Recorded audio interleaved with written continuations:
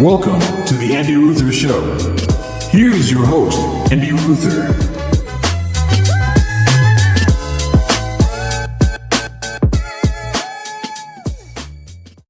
Welcome to the Andy Ruther Show. I'm your host, Andy Ruther. Ruther. Ruther. It's always weird when people say Ruther. 90% of the people are going to say Ruther when they see the name, but there's that 10% who say Ruther. It's always weird to me. That's a weird sounding name. Andy Ruther. I think my oldest brother, I think we had a joke we were going to start a band called the Ruthers. Like the five of us. We weren't going to be the Ruthers. We were going to be the Ruthers. So it's always weird when people say Andrew Ruther. Like it's a whole different vibe, right? Maybe it's the vibe that I'm wearing tonight. You guys can see anybody watching on video. I'm in attire tonight. I got this old school yellow. I think Brittany called it pastel blazer. I got some stunner shades on, which are clearly reflecting on the camera here, but I'm gonna stick with them for a bit. So that's what's going on. I'm dressed like a boy band of the early 90s, like mid 90s. My outfit looks like Justin Timberlake and Andy Samberg when they did the Dick in the Box sketch on Saturday Night Live.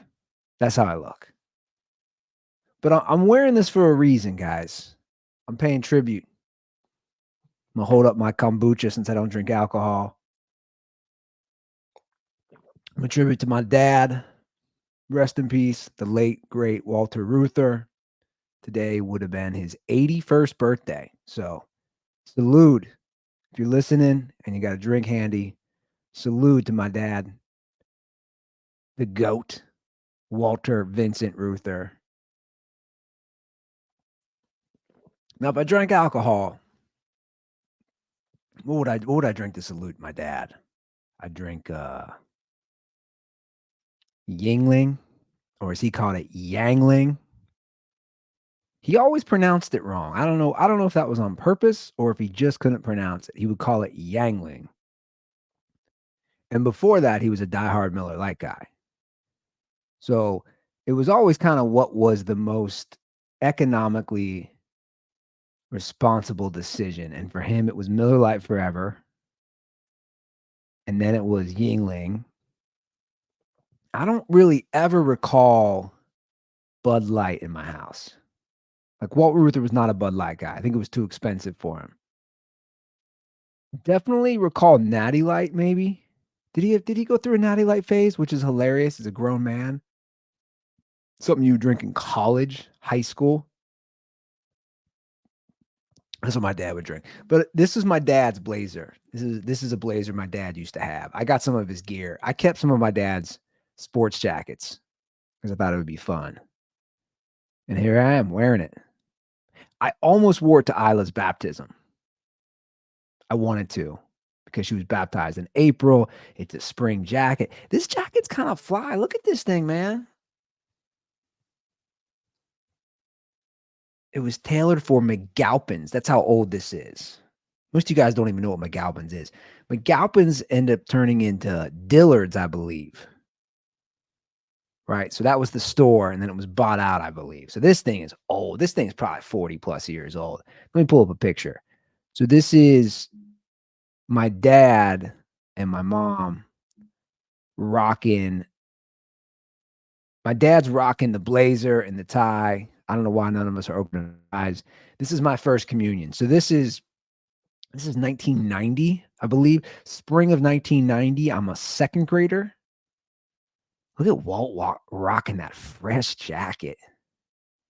Little me with that bangs going. My tie. That's in the backyard where I grew up. So, yeah, my dad was rocking the jacket, and I thought, you know what? I'm gonna rock the jacket. Now my dad is probably looking at me from somewhere saying, "You look like an idiot." I know he is. He's shaking his head. He's saying, "You're an idiot. Take off the jacket. Take off the shades. What are you doing?" That's the thing about my dad. He never hid his facial expressions, especially around me. He would do the most disgusted look. Like, my dad would give the look of just disgust if you bothered him, and he gave it to me more than any of the brothers. That's that's not debatable. I I would get I would get my dad to just give the looks of like, "You're an idiot." And he'd tell me.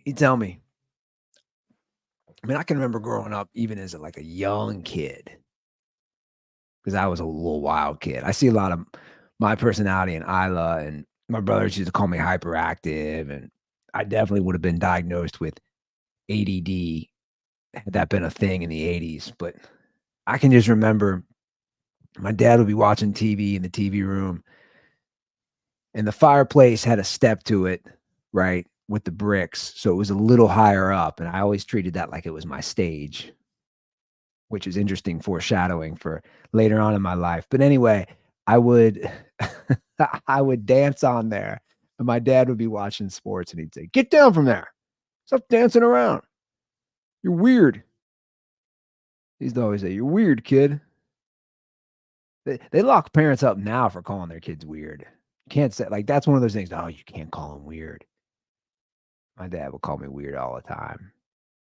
But yeah, honoring my dad, September 17th, day I'm recording right now, is his 81st birthday, which is wild. So he would have been 81 today. And I've definitely been laughing with my brothers on the group text. Although I haven't chimed in. I'm taking a break. I'm taking a break. I don't know if any of you guys have siblings. I'm taking a break from the group text. It's too much. It's too much. I haven't responded in about 2 weeks. I'm just kinda seeing what they're saying at times, checking in at times, missing text at times. Guys, my brother group text is out of control. There's 5 of us. It's nonstop. It never ends. And I realized I'm spending too much damn time in the group text. So I gotta take a step back. I can't be chiming in all the time. I can't be defending myself when they're busting my balls, because I get my balls busted more than any of my brothers. They all bust my balls, except my little brother. He's chill. My younger brother doesn't bust my balls as much. So I was like, I gotta take a break. I'm trying to be a dad here.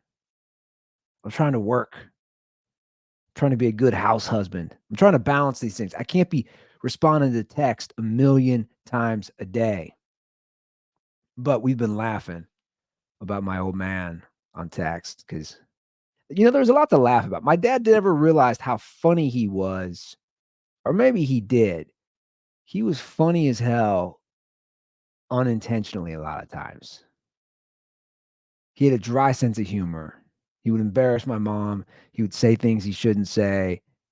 And the older I got, the older my brothers got, it became funnier and funnier because we're like, "Dad said that?" And he could say wild stuff, man. He could say stuff that was savage. The kids will say savage, no chill, although nobody uses that anymore, but no chill, savage. Walt could be savage. My dad told me once? You know what he told me? And I'll never forget this because it was during a Sunday night football game. And this was 2008 after Barack Obama had just won and was going to become president. He just won the presidential race. And at the time, I was doing stand-up comedy at colleges all over the country. I'd started my own business, Frat Boys of Comedy. I had booked shows at fraternities, sororities, college campuses all over. So I was proud of myself, right? I organized and literally booked my own college campus tour. I think I did like 25 different dates over 20 something schools in the fall of 2008. I'm feeling good. I'm actually making some money on stand up comedy, booking it on my own. And then my dad just put me in my place. We're watching Sunday Night Football. I'm home. I would have breaks because a lot of my shows were in the Midwest. So I'm home, a few days off, just chilling at my parents' house. And he definitely had some drinks in him. And he says to me, Obama is going to take from the underachievers like Obama is going to take from the overachievers like me and give to the underachievers like you. Dude, who says that to their kid? Obama is going to take from the overachievers like me and give to the underachievers like you. Talk about putting a kid in his place. I don't even think we were talking about politics. I don't even know why he said that. I didn't really talk politics. My dad was obviously very conservative, always voted Republican. I don't know why he said that. I don't remember what triggered that. But here I was thinking I was doing something, proud of myself for setting up a comedy tour on my own, booking it on my own, growing as a performer, doing everything, quote unquote, self made. And my dad's like, not so fast, you underachieving piece of shit. All right, Dad, let's get back to watching the game because this isn't awkward at all. But that's how he could be, man. Like I said, he would like there. I think he might have apologized in the morning because sometimes he would say some savage stuff to me and then he'd apologize. And I never took it too personally. I think all of us, or I don't know if girls do it, but I think men, I think we ultimately want to please our dad, right? We want to make him proud of us, especially professionally. So I probably had always that in the back of my head. And I probably didn't feel the best after he said that, but it's pretty funny. I mean, that's a savage line. My brother put down some of the lines my dad said tonight on group text, and that was one of them. And I laughed pretty hard. Again, like he could be funny when he wasn't even trying to be funny. Here's another example. Summer 2020, I'm living with my dad. COVID's happening. Everything's shut down in California. So I'm back home for 3 months. It was supposed to be 2 weeks. It's 3 months. My mom had just died 4 months earlier. We're both going through the grieving together. We're the odd couple living at home together. He doesn't have my mom anymore. I don't have my mom. We're going through the whole 9 yards together, right? And we'd have a lot of serious conversations, which were nice. And it was really helpful. And hopefully I helped him. I know how much he helped me. But anyway, we're having one of those conversations. And I'm sitting on the couch. And my dad's right by his recliner, which was near the stairs in the basement. And I was thinking a lot about my mom. And I think I'd probably just journaled or something. And he's standing up, and I say, Dad, you ever think you're going to walk out one day from the bedroom and mom's going to be in the spot she always was in her robe, eating breakfast, eating a couple eggs, English muffin with jelly on it, the things she used to do? You ever think you're just going to get up one day and you're going to see mom and she's going to be right there in the kitchen where we always knew, in her seat we've known for 20, 30 years, whatever it is, the same seat she's always been in, eating the same breakfast? I said, Dad, sometimes I feel like I'm going to get up from the bedroom and I'm just going to see her there. You ever think you're just going to see mom there? And he just looked at me and goes, No, she's dead. And then he walked into the basement.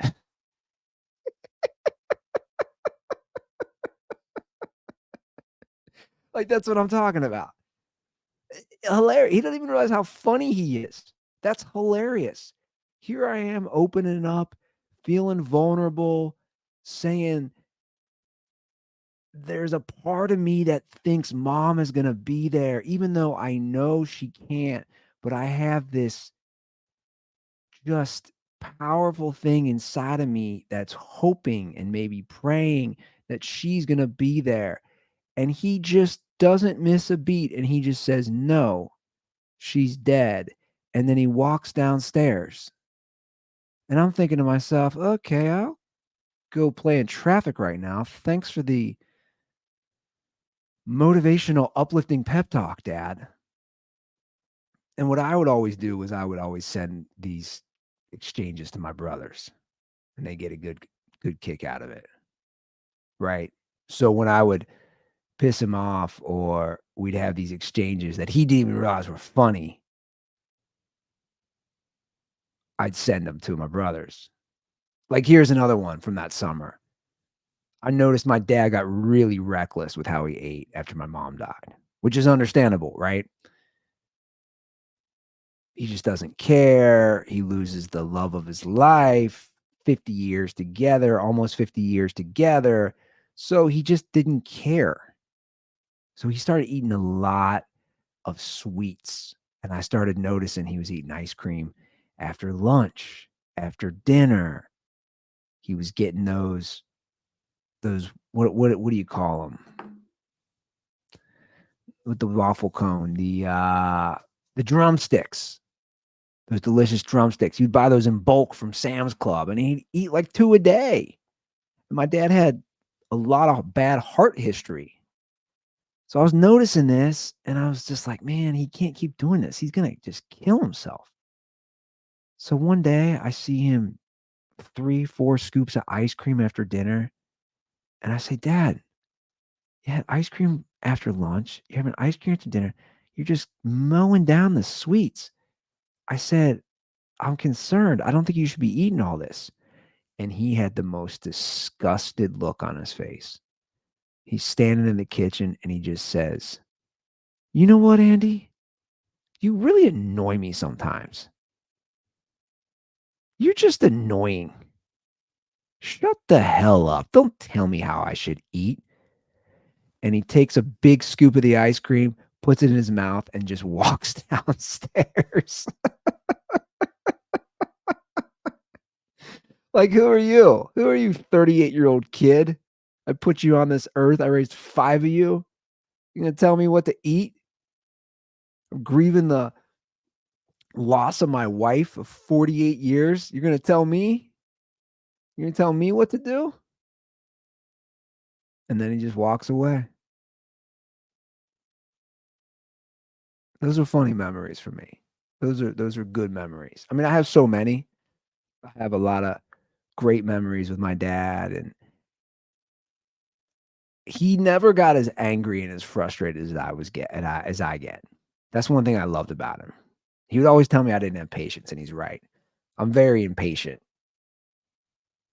And he'd always tell me to relax and calm down.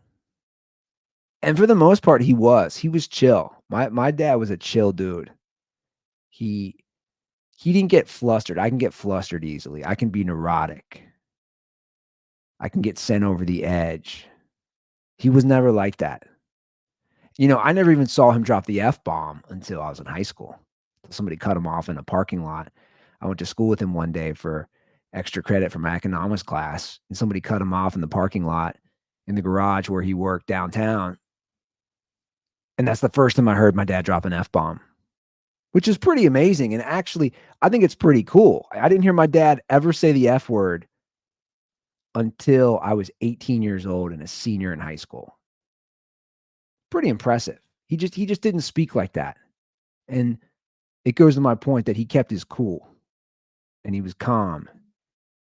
And I'm basically the complete opposite. Now he honked the horn. He honked the horn nonstop. Walt Ruther instilled that in all his boys. Actually, I can't speak for all my brothers, but I can speak for myself and 2 of my brothers. So at least 3 of us of the 5. And he'd always tell me the most important part of the car is the horn. And I used to have jokes about that when I first started doing stand-up comedy, being like, "I think it's the engine. I don't think the most important part of the car is the horn. I'm pretty sure it's the engine." But I used to get so embarrassed growing up when he'd honk the horn. And then as I got older, I embraced it and I loved it. I knew he didn't care. and it made me laugh so much. And I'm the same way. And I embarrass Brittany. Oh, she gets so embarrassed and angry and frustrated because I honk. I'm a big honker. And I don't know if they can even hear it in my little Corolla hatchback, the condomobile, the tampons. It's been known for some of my family members who like to belittle me, as they always do, about everything, but of course with my little car. But I don't know if they can even hear it. But Brittany gets embarrassed. But my dad loved honking the horn. Dude, my dad was if we had a camera on him, it would have been hilarious driving. He didn't care. And right, he comes from a generation that would just say wild stuff. He'd always say, "I bet she's a fat woman," when it was a bad driver. Again, stuff you could never say. There'd be a bad driver, like, "I bet she's a fat woman." It's always a fat woman. Meanwhile, my dad is definitely not skinny, is definitely overweight, has had all these heart issues, doesn't eat the best. The irony of him judging and saying, "I bet it's a fat woman." I'd always laugh, though. I'd always laugh, and then you'd pull up, and if it was, "I told you, it's a fat woman. It's a fat woman." My dad used to tell me I shouldn't be allowed to vote because I didn't own property. And you know what? I don't even know if he was serious. I don't even know if he was serious when he said there's a part of me that thinks he was serious, that I shouldn't be allowed to vote because I didn't own property. Again, this stuff is comedy. Some people might not think it's funny. I think it's hilarious and how he delivered it. So, shout out to you today, Pops. I'm drinking some Bucha. I'm wearing with the throwback Bengals cup for you, even though you kind of got rid of the team like I have too. I think I'm going to take Isla up to the cemetery on Friday. Friday is the 4-year anniversary of him dying. So, they're only 3 days apart. So I'm going to take her up there, and she knows him, which is good. She knows who he is. There's pictures of him up in the house, and same for my mom. And then that's important for me, for her to know. And when she gets older, I'll definitely be showing her a lot of videos of my dad and, just how ridiculous he is. We can actually, I wonder if we have this. I want to pull up this video of when I surprised him for his birthday. When was it? When did I surprise my dad for his birthday? I think I have this on Instagram, don't I? Do I have this on Instagram? Well, you know what? Here's this. Oh yeah, here it is. I'll just pull this up real quick. Again, this just shows my dad's his sense of humor. Let me pull this up. Let's pull this up here. All right. So this video here. You guys hear this? Oh, this isn't working. This isn't working. Forget this. Sorry, that was a bad idea. Terrible. Anyway, I should have had the video handy. Regardless, happy 81st, Pops. We're remembering you. We're laughing about you, especially the brothers. Much love.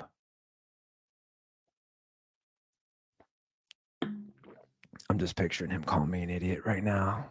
That makes me happy. I'm not going to lie. What else did I want to talk about? Something else I want to talk about. Oh, yeah. Diddy arrested. How about that? I wonder if my dad ever knew who Diddy was. I'm going to say no. Sean Diddy Combs charged with multiple counts of sex trafficking, racketeering. He was denied bail. Dude, this is wild. This has been how long in the making? The Diddy arrest? It's been a long time in the making. And I was curious what was going to happen. My outfit that I'm wearing is kind of like something Diddy might have worn in the 90s when Diddy started to pop. the mid to late 90s. This might be something Diddy would have worn. And here was my thing about Diddy. His music, I liked a fair amount of it. It was poppy. I would like the poppy music when I was in high school and college. Kind of the pop rap. It was catchy, good to dance to. Girls liked it, so I liked it. But these charges they're wild. I'm gonna go over some of these charges. It's pretty nuts. And the fact that he was denied bail because they consider him a flight risk. His attorney pushed for a $50 million bond to be placed under house arrest under his home in his Miami property, and the judge denied that. I'm just going to read some of this stuff. It's pretty wild, man.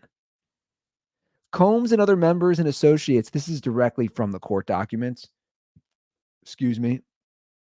Combs and other members and associates of the Combs enterprise wielded the power and prestige of Combs' role at the Combs business to intimidate, threaten, and lure female victims into Combs' orbit, often under the pretense of a romantic relationship.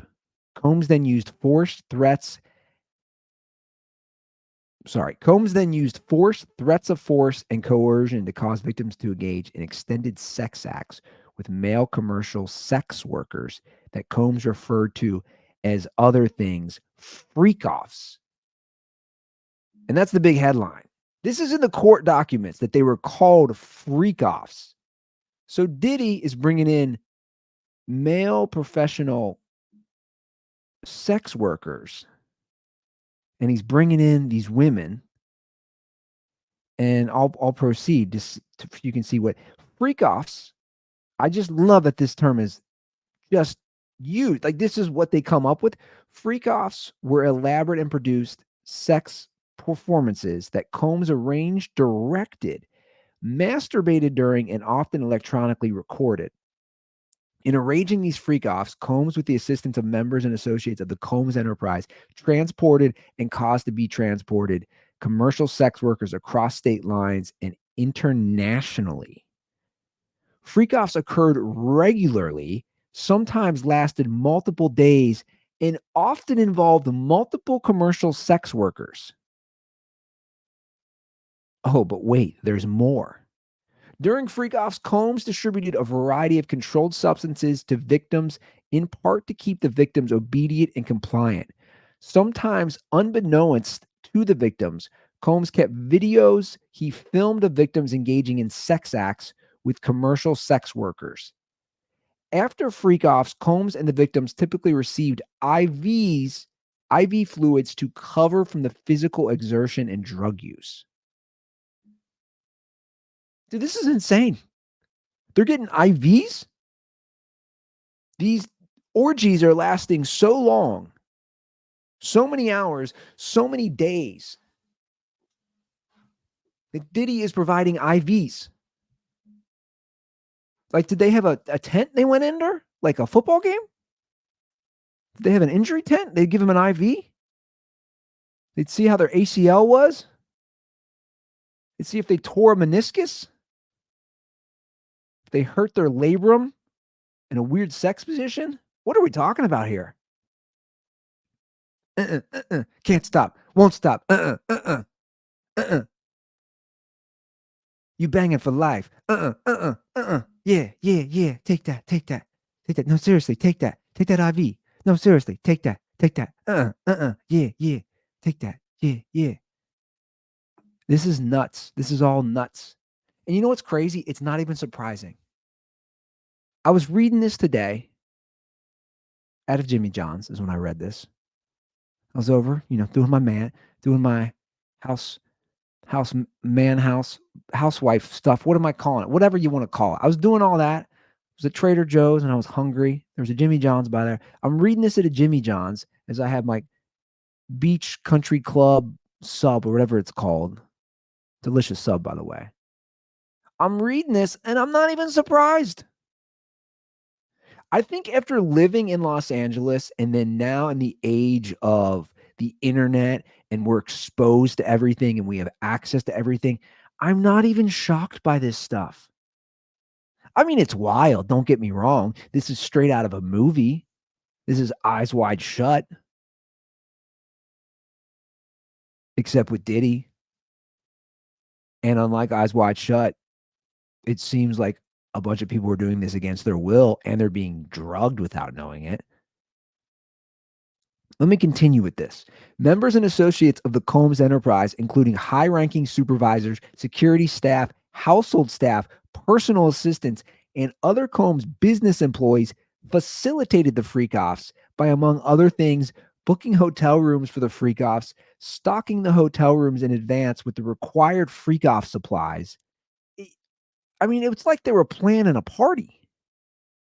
They're planning the end of the world, but with sex supplies, including controlled substances, baby oil, lubricant, extra linens, and lighting. This sounds like so much work. That's what's amazing. This sounds like this is, I mean, this is a lot of work. This is a lot of work. I don't know how he had time to make music. This is a lot of work. And Diddy's had a lot of businesses. He's had his hands in a lot of different businesses. How did he have time to do anything? This is the most extreme production I've ever heard.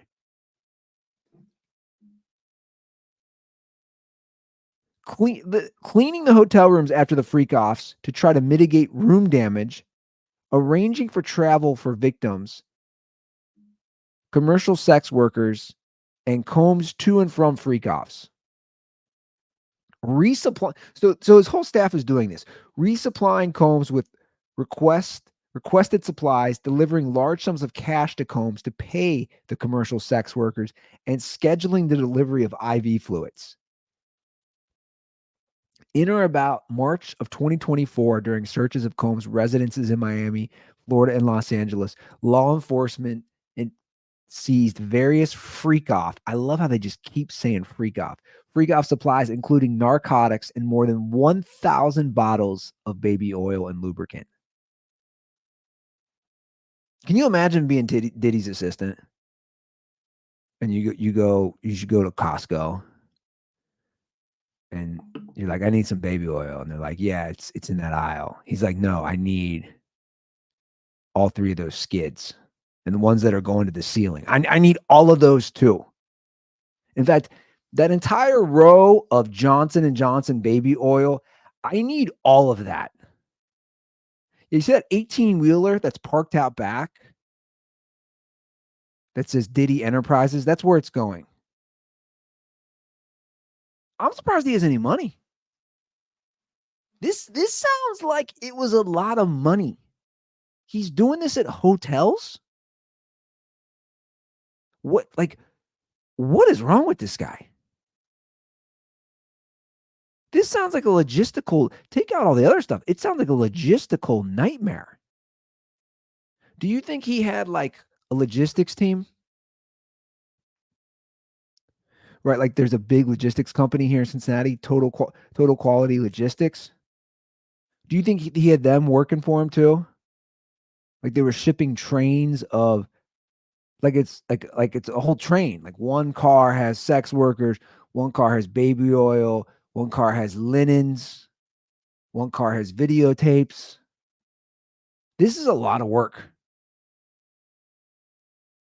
But wait, there's more. Combs subjected victims to physical, emotional, and verbal abuse that caused the victims to engage in freak offs. Combs maintained control over his victims through, among other things, physical violence, promises of career opportunities, granting and threatening to withhold financial support, and by other coercive means, including tracking their whereabouts, dictating the victim's appearance, monitoring their medical records, controlling their housing, and supplying them with controlled substances. During and separate from freak offs, Combs, among other things, hit, kicked, threw objects at, and dragged victims at times by their hair. These assaults often resulted in injuries that took days or weeks to heal. Combs also threatened victims' careers and livelihoods, including if they resisted participating in freak offs. Victims believed they could not refuse Combs's demands without risking their financial job security, or without repercussions in the form of physical or emotional abuse. Combs also used the sensitive, embarrassing, and incriminating recordings that he made during freak offs as collateral to ensure the continued obedience and silence of the victims. So basically, right out of the Jeffrey Epstein playbook. I'm going to record you doing wild shit. And if you claim this stuff happened or if you come against me, I'm going to release it.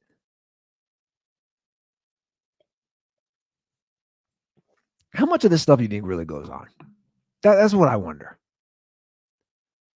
And how long you think Diddy was doing this stuff? Nobody said a word. Because Diddy has been a huge name since like 1995, 1996. My point is, he had about a 30-year run of this. You don't just get into this. You don't just wake up one day and say, hey, I think I'm going to organize freak-offs. Again, this sounds like a lot of work. You know, to get my 19-month-old daughter to bed is like a production in my house, right? With bath and bed and the routine. It's a whole thing. That's one kid going to bed. Probably shouldn't be using this as an analogy in this disgusting case, but I am. We're talking about organized, week-long orgies involving countless people, countless employees. How long was this going on? And nobody talked. That's what's amazing. Nobody talked. No disgruntled butler or housekeeper was like, hey, man, I saw some wild stuff at Diddy's house. I went to clean the bedroom on the second floor, the third bedroom on the left, and there was a girl who had an IV in her because she'd been having sex for 72 straight hours. You know what it reminds me of? It reminds me of the Requiem for a Dream, when Jennifer Connelly will do anything for drugs. And there's that scene with those old men, and the one guy goes, earth to earth. So I wonder how much of this goes on. Because Diddy ain't the only one. He's not the only one. How much of this stuff is going on? We don't even know the full details of the Jeffrey Epstein. We don't even know the list. It's crazy. We don't even know who's on that. So how many of these famous politicians, celebrities, athletes, entrepreneurs, moguls, how many of them are involved in this stuff? How many? We'll never know. We'll never know, right? We'll never know. Because the powers that be are probably going to cover it up like they did with Epstein. It's crazy. Can't stop. Won't stop. No, seriously, you can't stop. You cannot stop. Guys, this isn't me dancing. You cannot stop. You need to be in the doggy style position for the next 2 weeks. Seriously, you cannot stop. I know I'm dancing and singing and I'm wearing glasses and I got big old baggy pants doing this, but seriously, you cannot stop. Like, do you think Diddy was doing freak offs when Biggie Smalls was big, when he blew up Notorious B.I.G.? You think Biggie was in freak offs is the question.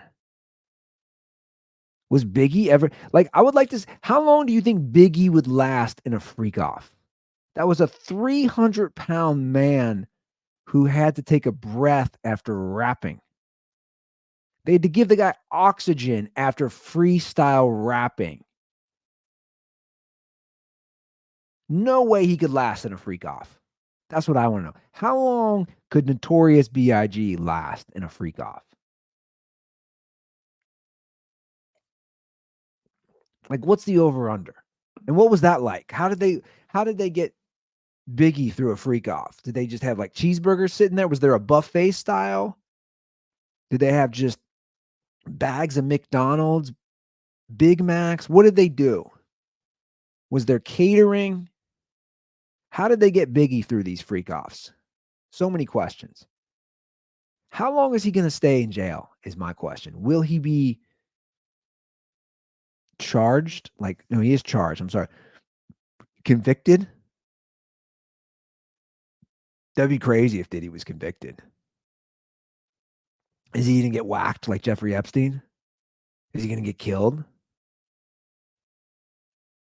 R. Kelly, Diddy, Diddy, R. Kelly, R. Kelly, Diddy. You think they're gonna be in the same jail? They should put, you know what they should do? They should put those guys in the same jail. That way Diddy can produce some music. Like at the very least, you're an animal. You're a vile, disgusting animal. R. Kelly's a vile and disgusting animal, but you've made some good music. Like put them in the same jail cell. Make them bunkmates. At least let them put out some good music.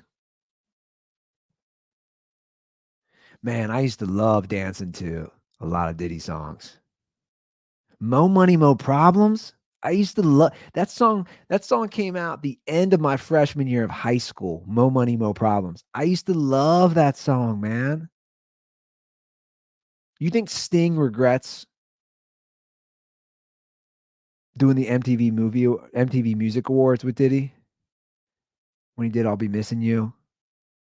You guys don't even know what I'm talking about. Like, what is he talking about?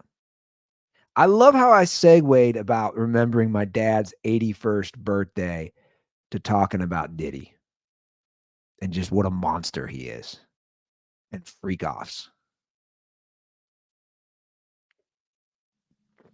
Hey, Dad, Diddy was arrested for freak offs. It's what? Dad, Diddy, the rapper, was arrested for freak offs. Who? Diddy? What? Who's Diddy? He's a rapper. What's rap? Hip hop, Dad. What's hip hop? Daddy, the rapper. Diddy. Did you call me Diddy or Daddy? No, Dad. You're confused. Dad, never mind. Just go eat your ice cream.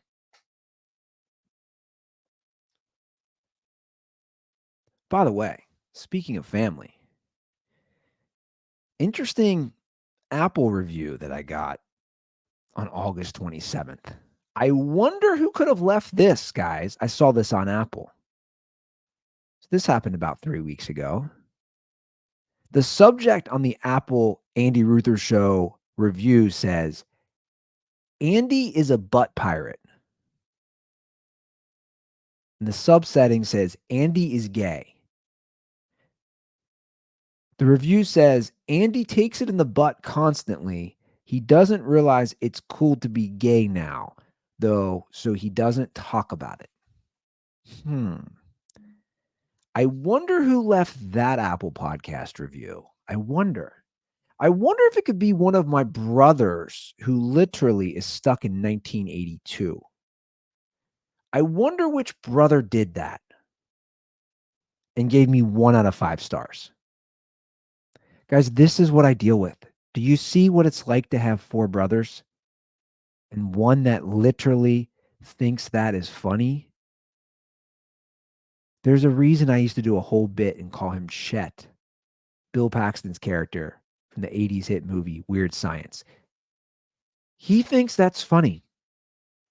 And I said this to my brothers in the group text. I said, it'd be a shame if some people started leaving reviews about your business, considering you don't have a single Google review for your business.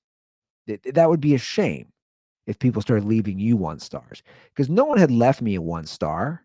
Not that I really care, but no one had left me 1 star yet on my Apple podcast until he did. And I said it'd be a shame if people left him a 1-star review. It'd be a shame if people left 1 star on Google for one of my brothers. That would suck, wouldn't it?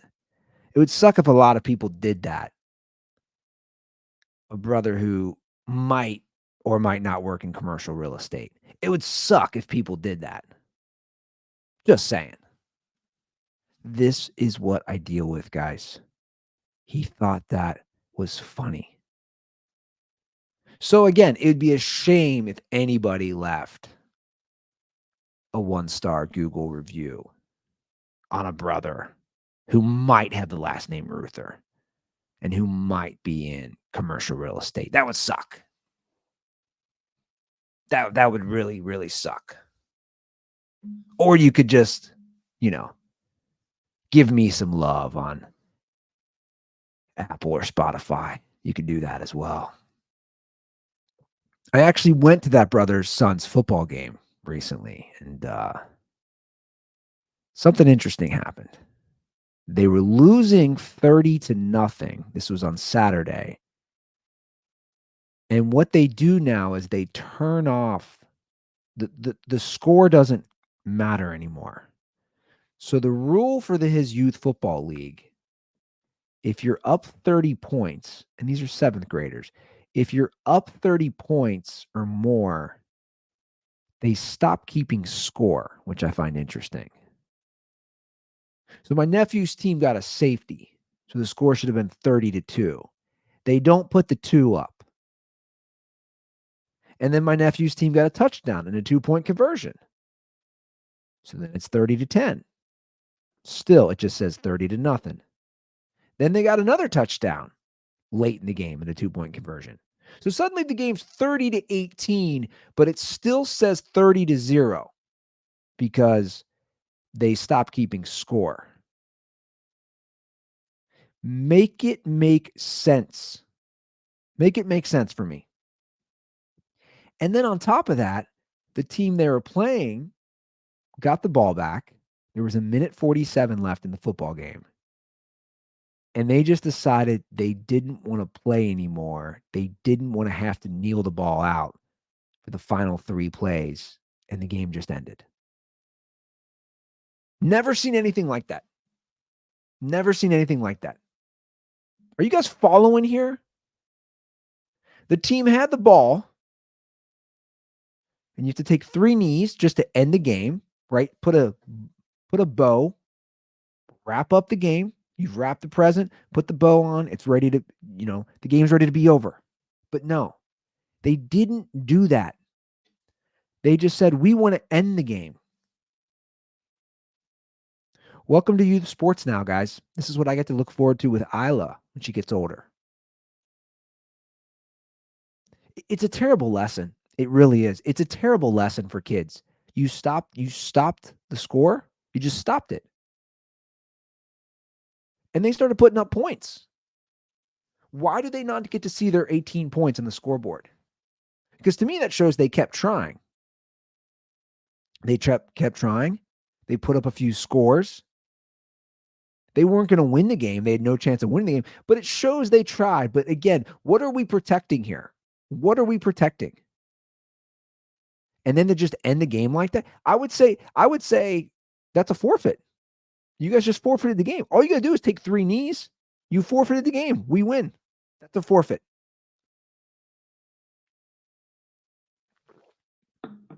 To bring it back to my dad, we started this show. You finish what you start. You started the game, you finish the game. It's 1:47. It's literally 3 knees. 3 knees and the game's over. That's all you got to do. They literally just let them end the game. It's a terrible lesson for kids. I really believe that. I think it's a terrible lesson. Just like it's a terrible lesson for kids not to see the score. Why? Why can't we put those points on the board? And had the other team continue to score, why can't we put their points on the board? Everyone is so damn fragile. They are. They are. It's not a good lesson. It's not a good look. And if you don't want to kneel the ball 3 times, you shouldn't win. We're not saving injury. You just take 3 knees. The game's over. It's that simple. You don't just stop. That's what youth sports are. That's my rant about that. I just couldn't believe it happened. I couldn't believe it happened. It's crazy to me. I just can't believe that they would allow that. It's a terrible lesson. And my dad always taught me you finish what you start. You don't have to like everything. You just finish it. I didn't like football after 5th grade. I didn't play 6th, 7th, and 8th grade. And then I started playing again in high school. But I finished the season, is my point. My parents, I just didn't like it as much. My parents didn't force me to continue playing football, but I finished the season in 5th grade and I didn't play the rest of grade school. And then I started playing again in high school. They didn't force me to continue to play. Same with the job. My dad wasn't just going to let me quit any job. I had to do the actual job. And if I didn't like it, you give 2 weeks notice and you finish out those 2 weeks.